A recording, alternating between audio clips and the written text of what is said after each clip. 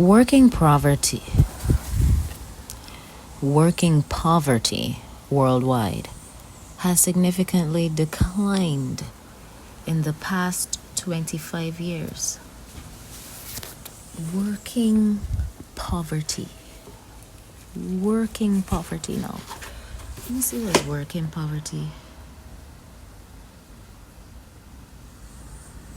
So I would highlight working poverty, and then I would just I would press left. But if I don't see anything, then I press search web. And so immediately Google comes up with the AI overview. The AI overview says that working poverty describes a situation where individuals are employed full or part-time but still live below the official poverty line due to factors like low wages, inadequate benefits, and unstable work. So other causes could include unaffordable housing costs and lack of access to education and training, and a high cost of living that outpaces the income. This third one, that's a whole nother story. This phenomenon means that having a job, which is often seen as a path out of poverty, is insufficient to provide a decent standard of living for a significant portion of the workforce. So the key aspects of working poverty are that employed individuals are households whose income falls below a defined poverty line. Right? And then causes are insufficient wages, like how many jobs offer low pay and can't cover the cost of living. I'm going to give an example in the landscaping field, which I'm in. For someone who is in the landscaping field that is searching for a place to cut, somewhere to make money, and they go and they see an area and they think, okay, this area,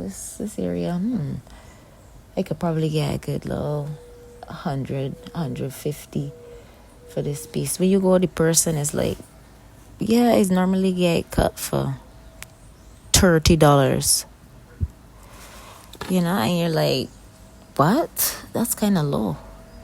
And then they say 50, and then because you don't have a lot of options and stuff like that, you will go ahead and say, okay, there you are cutting grass for $50. That could be valued at least $150 for a normal, I would say, insufficient skill. Because when you think about it, if the government could subsidize the rest and let the body pay all or not the 50, if that's all they could afford, let the government cover the other 100. You got to turn in your invoice, obviously be registered on the list. If you registered on the list because of these jobs, if you can't get the invoices turned in and you can't get the receipts turned in and stuff like that, then at least if you register on the list, then you would be able to come in every month to the government or receive that payment of $100. The $100 will cover some operating costs, whatever. But if you turn in your invoices, then the difference between the discount that you had to provide under special codes will be provided to you out of the government funding from the taxes that are being paid. Right?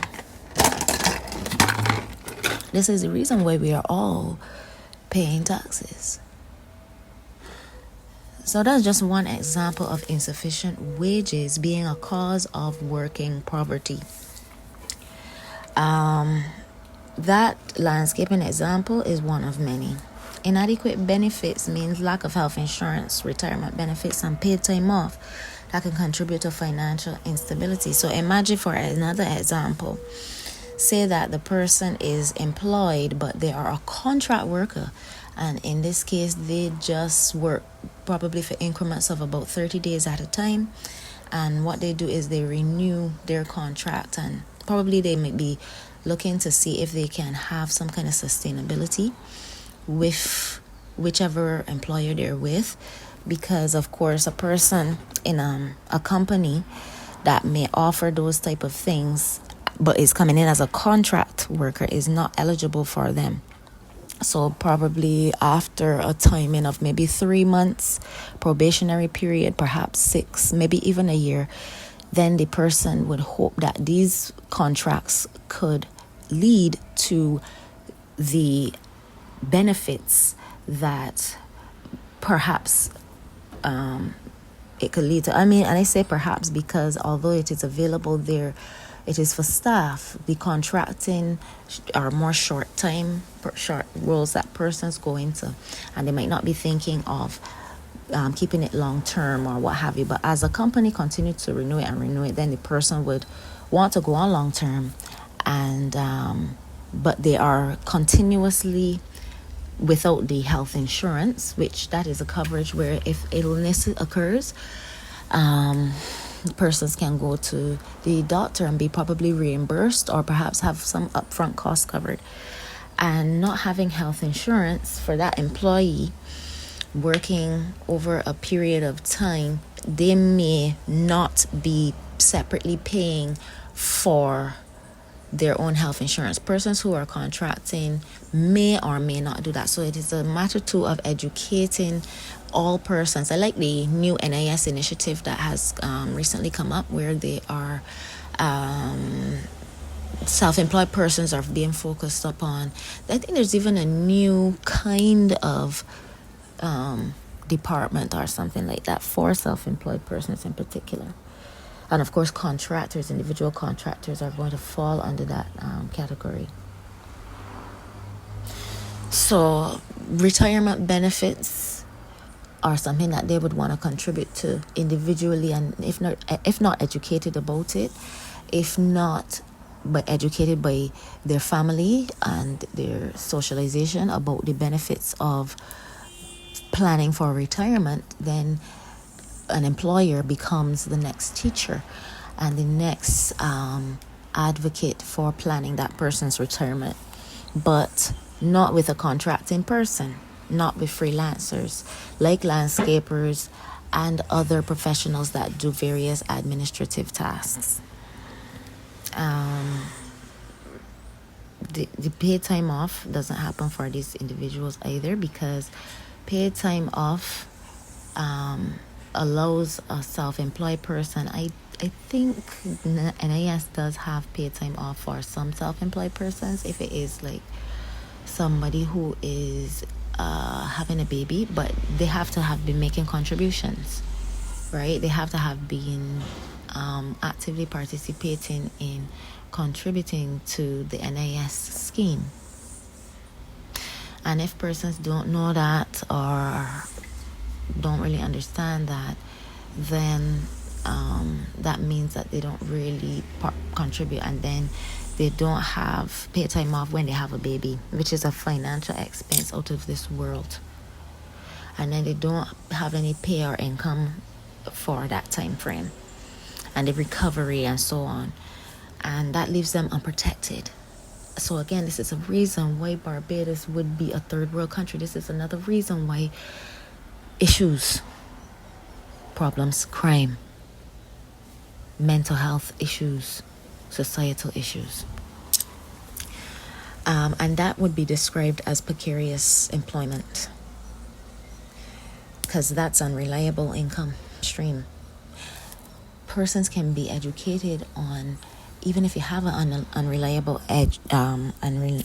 income stream, you could have multiple income streams. This way, you plant here, you plant there, you plant here, you plant here. If it rains, if it snows, whatever the case might be, something can be able to be reaped more than likely, versus just having one thing.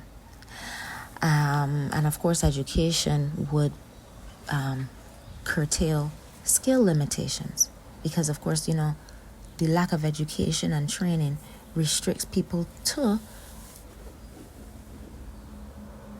putting themselves in vulnerable situations. Low paying situation is a vulnerable situation. A job that has low paying, so they will struggle daily to afford basic necessities like food and housing. And as I said, that leads to crime problems in society, trust problems in society, communication barriers, And I always think of the demographics, because I know that while the working poor often includes like a certain you have women, you have young people. I mean, in Barbados,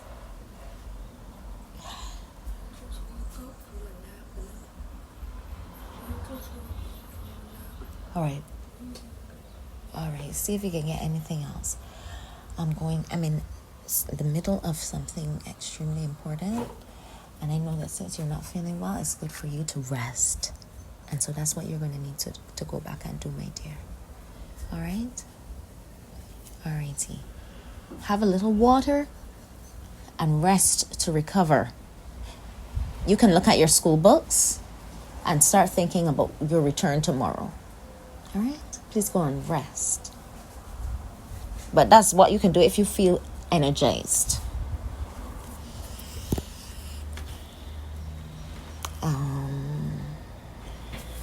Yeah. So Barbados is not like in another place where you have racial diversity. Most people in Barbados are either black or white. You'll have mixes. Chinese people, Indian, there are lots of Indian persons. There's some Spanish persons, and by Spanish I mean Spanish speaking, but some of them are black. But anyway, race is something that should not really be considered in this conversation for Barbados. Classism is our problem.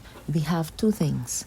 We have the colors of our skin and hair, types of hair, and then we have the social standing.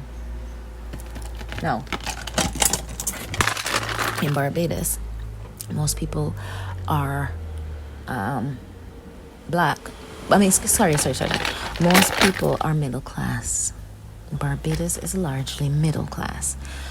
The minority here would be the 1%, of course, and that is followed by the working poor and the underclassmen.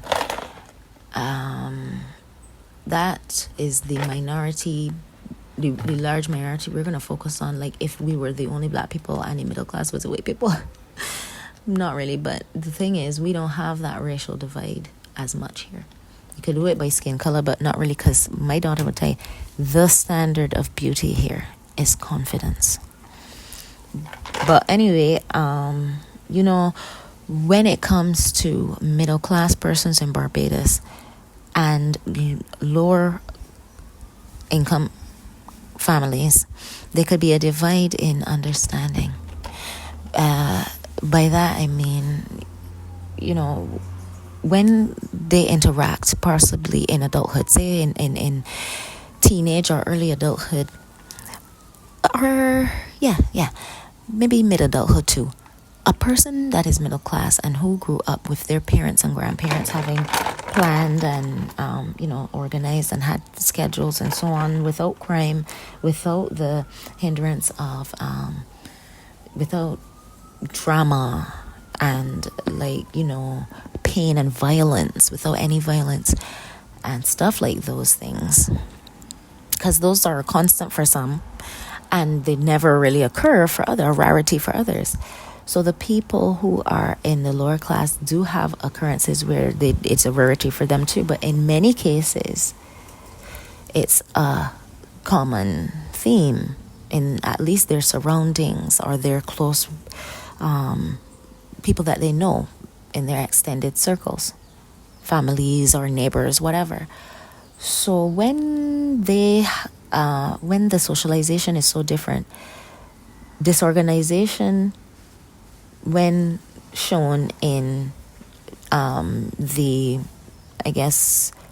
life path of the people who are actually in the underprivileged situation, when it is met and seen and understood by the middle class persons, they're kind of surprised by it. They don't understand. There's a culture shock.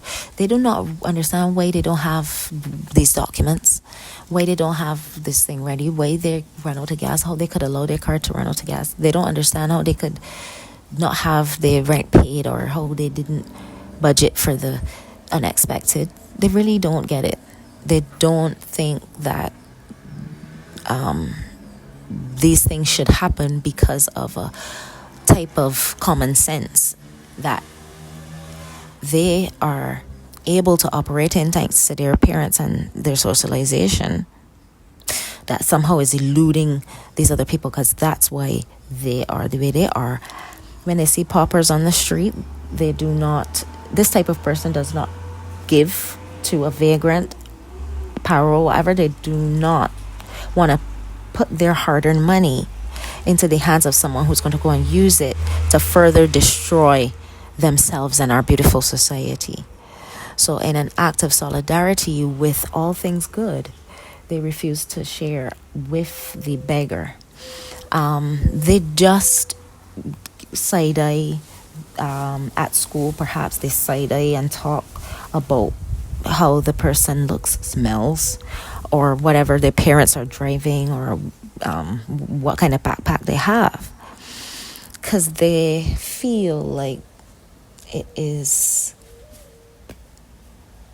like their person's fault, or that the person they feel that by doing these actions they're doing something right. It makes them feel validated, and it brings a feeling of purpose to their lives. But that is not their purpose. They need to realize their purpose is not to do that to others. And if they do realize that, they could adopt a new purpose. And that new purpose could be to empower and enrich, to strengthen, to help heal. Obviously, they have their own problems, this middle class group. And don't you know, some of them, the underclassmen have solved and figured out. They got it covered. I hear the middle class persons talking in Barbados about how the community vibe is gone.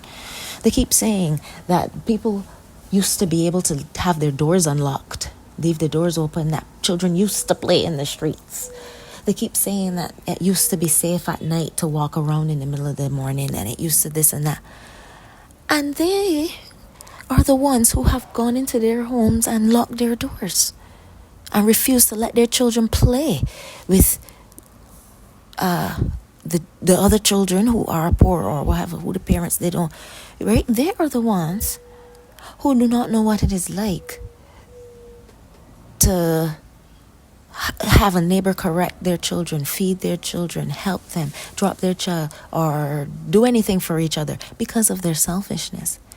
They do not understand that in trying to protect themselves, that they have ostracized others, and that they have brought down the judgment of solitude on themselves and their bloodline. Not really the bloodline, called everybody. Every man has got their own mind, and they can think for themselves, no matter what kind the parent was like, what kind the parent was into.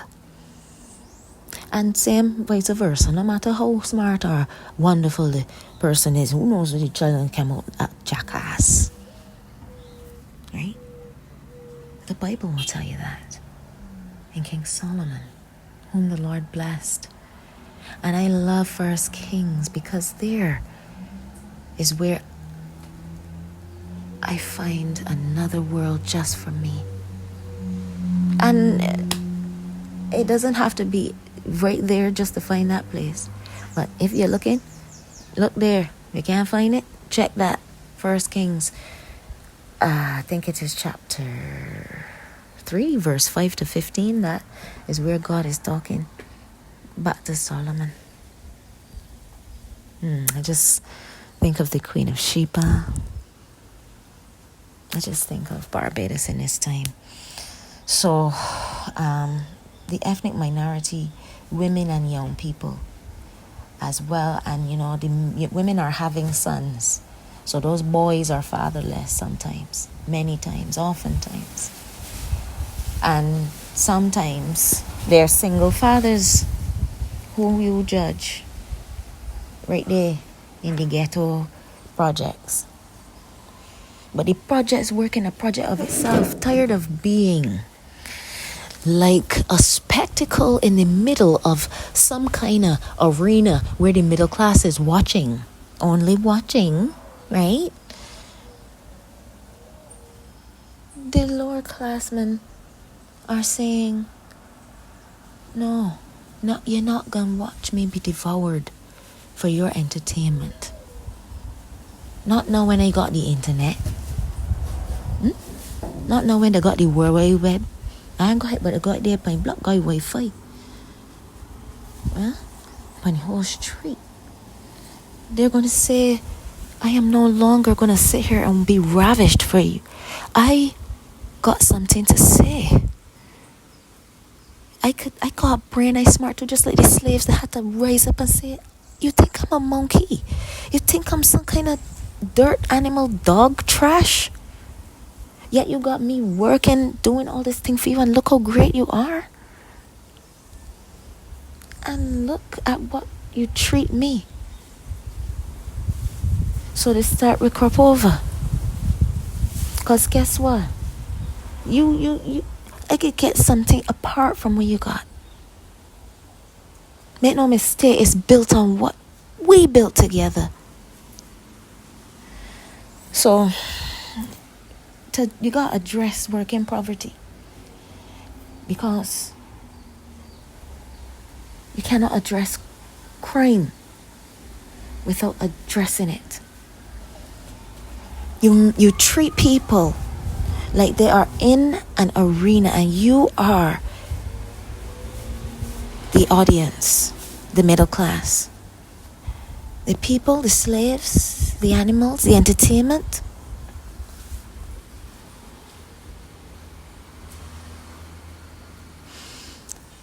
Well, guess what? This is a message from the future. By 2030, your entertainment, you have to take that and pay. You have to pay to come in now. And you know running behind and begging to hand your money over. We don't even need that no more. Because the global and international marketplace had opened up in the last decade. And we was able to use the devices to open up a mouth and let the world see you and us and ourselves. And we moved on and moved forward and moved past. So you just want to be a part now. You're just trying to get on. What you need to do is know yourself. You need to come to terms with who you really are. And you need to find your purpose, and let your purpose be that of enrichment and enhancement, of an outpouring from what happening inside of you as you become a better person. You don't cry on people anymore. Consider that a warning. I said that in a higher tone, because you can imagine if I had said it in a lower tone. You know, I like to use my voice. You need to help when the workers say they want to strengthen the rights and the unions. And when they say they need some legal protections for themselves and for what their industries are, the way that people make money, every single way that people need money, that listed out, all of those workers need registration, regulatory framework for themselves that they can agree with, that work for them, and legal protections. Consumers deserve that they have a regulatory framework anyway, so that we know exactly what we're getting when we cut grass. And that is just grass. All right, there's several fish, cleaning personnel, maids, and so on, and people in the tourism sector.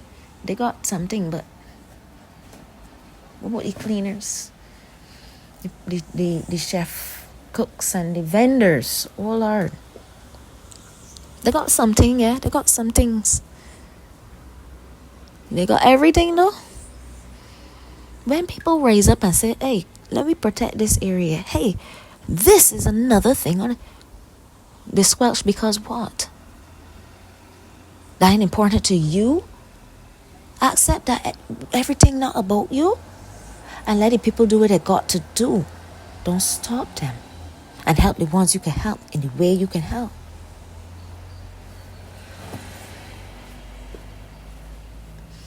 When it comes to affordable health care, don't bend on that. Don't say anything. If you see a vagrant getting killed in the street because he's a vagrant, you're gonna not. Well, I mean, obviously in these times, right? So what would you do except expand access to affordable health care? What we gotta do at the key age? The key age. You know what we gotta do there? The Queen what? Hospital? What about the Queen Mia Motley Hospital? What about the Queen Rihanna Hospital? Nigga? I'm sorry, but no.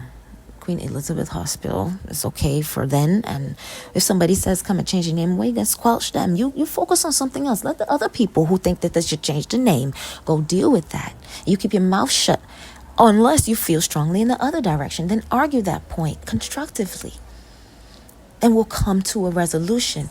Point is, have tough conversations. Work together. Provide a safety net where tough conversations can be had. You know? Well, let's end it there. For now. Because the thing is, ending it there for now. Actually, I don't even need to end it there. I didn't even read what I wanted to read yet. We had to define working poverty. Remember? Now, working poverty worldwide has significantly declined in the past 25 years through recent behaviors, trends. Maybe it was the SDGs. But recently, the progress has slowed. Why? Now, in Barbados, right? Poverty has been rising since the mid-1990s, with household poverty increasing from 8.7% to 15%, and individual poverty from 13.9% to 19.3% between 1996 and 2016. And young people are especially affected, with poverty rates around 32% in 2016, higher than adults. Now remember, the Sustainable Development Goals were started in 2015. All right. Now, right now, it is 2025.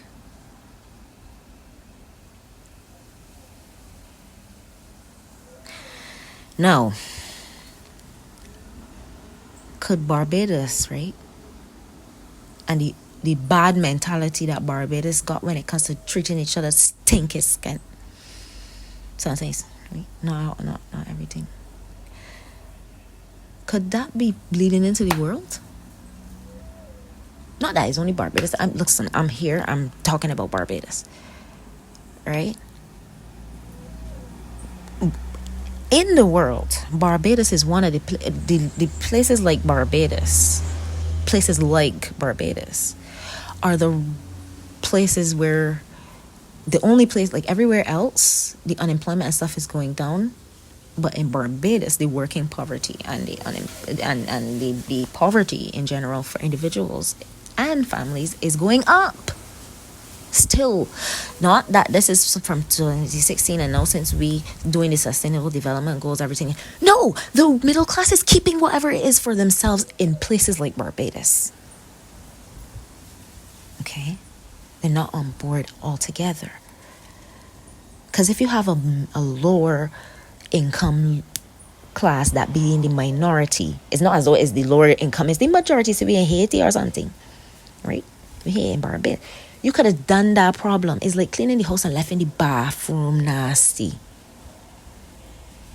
So you don't think the tourists and want to use the bathroom? I'm just not going to call the lower income the bathroom. I'm just saying the bathroom in my house, I can't leave that dirty and clean the rest for years. What the hell? Think about it.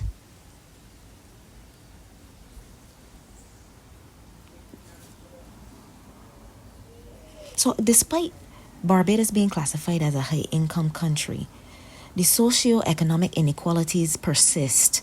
So that impacts the labor market productivity and the social development. And everybody's so proud of the like veranda or whatever, the living room. Look at the view, look at the ocean, look at the recreational thing in Barbados, look at the music. Knowing that they don't even like the lifestyle of the people who are making the music. And they don't even give the musicians much of the pie. It's just like, they don't even, the middle class does not even understand the impact of music and entertainment industry in Barbados for the tourism sector and for their like ads on radio in local market or like, you know, local businesses. And they don't, the same thing landscaping professionals need, entertainment professionals need. I mean, you have organizations in place, but when will the middle class rally behind the SDGs? When will the middle class in Barbados stop being like modern day slave masters?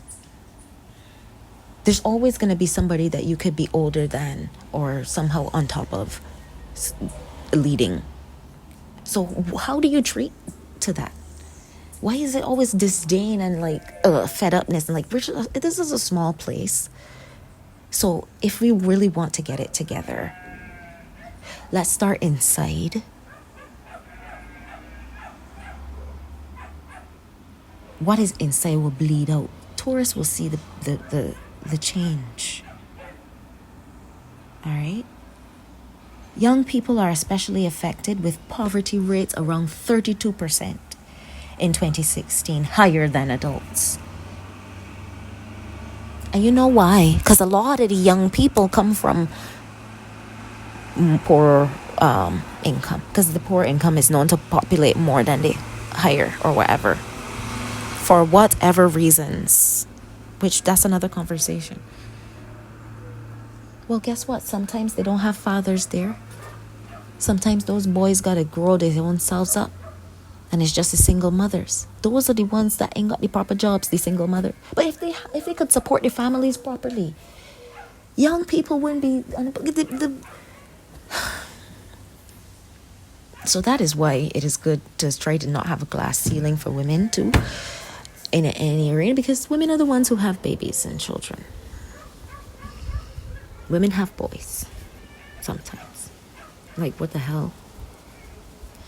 So Barbados' economy is service driven with tourism, wholesale and retail trade, construction, mining and quarrying, employing a large portion of the workforce. This is where I went into business for landscaping, tourism, import and export, as well as mental and environmental health. But then I went and registered another business, and I don't have any partners on this one. This one is consulting. Hello. Marketing. Hello. And promotion. Hello. This one also deals with food and hospitality. Hello. As well as child and youth services. Hello, somebody.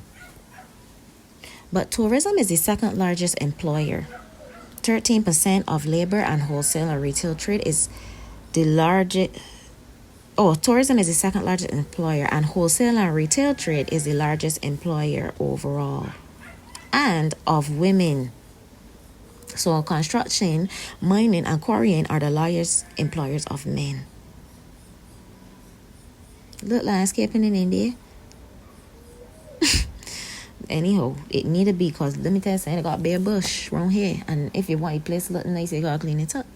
Nature, agreement with nature, taming it, making it look so beautiful that can only enhance everything else that we're doing. Apart from the landscaping, everything.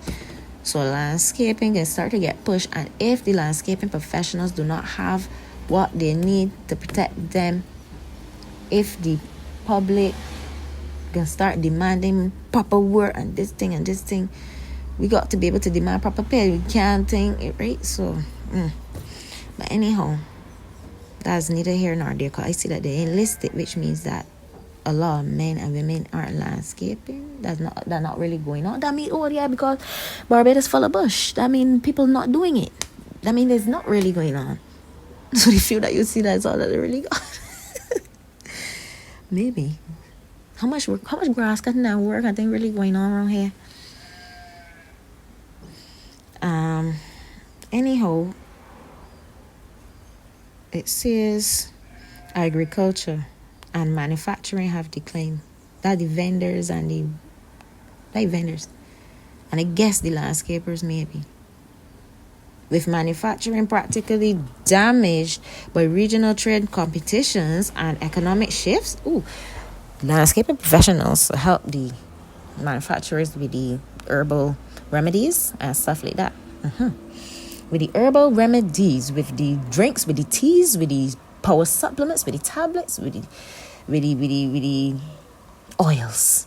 You understand? With the makeup, with the sugar and the makeup, with the molasses sugar, the black mud thing, putting that in there. Who got leftover ash? Who got leftover volcanic ash? You understand? The landscaping professionals come. All the flowers, the perfumes. Ooh. Come on, Barbados. Come on, Barbados. Because the sugarcane industry has waned, affecting livelihoods in agriculture. There's economic shift. So the sectors with the high working poverty and poor conditions. So the tourism and the fast food industries show signs of significant worker hardship. The tourism, because look, think of cleaning. Think of cleaners. That would tell you everything right there. Right? And then when you think of the food that is true, there's another conversation. How much another conversations I put in this one thing? The fast food workers in major chains such as KFC, as an international company, mentioned before Chafet, which is a local company, Chicken Barn too. But even though Chafet is a local company, it got Trinidadian roots. No, Chicken Barn might be a Bajan company. But they all report poor occupational safety, including excessive heat, vermin, you understand me? Long shifts without breaks. You know what's vermin, right? Look it up. Long shifts without breaks, understaffing, and poor sanitary conditions. Even though the food tastes gobbling good better than the one in States. Recent strikes highlight these issues alongside inadequate wages. Oh Lord. So people vex. You want to know why people vex and why they fight in the manager and think everybody vex. You understand me? These pose not only risk to the workers' health, but also threaten the quality of the customer safety. So construction and related industries are tied to tourism growth. And when it say related industries, what does that mean? There's another conversation. But also present employment challenges, including potential brain drain from companies with poor cultures. Look at Complete Caribbean if you doubt me. They got more sources. It's like some businesses may be neglecting workforce well-being and retention strategies. It don't work good in a small place. It don't work good in a team